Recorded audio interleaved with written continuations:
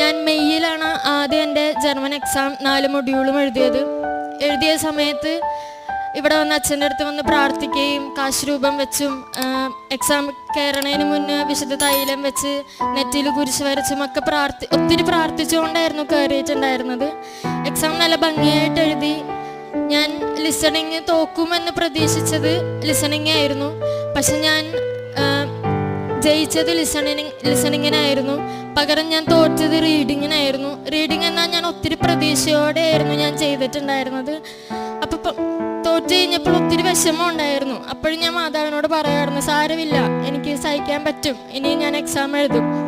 അങ്ങനെ ആ ഒരു തവണ എഴുതി. പിന്നീട് തുടർച്ചയായിട്ട് ഒരു 4 തവണ ഞാൻ റീഡിങ് മാത്രം പോയി ചെന്നൈയിൽ പോയി എക്സാം എഴുതി. ആ ഓരോ തവണ എക്സാം എഴുതാൻ പോകുമ്പോഴും ഞാനിവിടെ കൃപാസനം പള്ളിയിൽ വരും.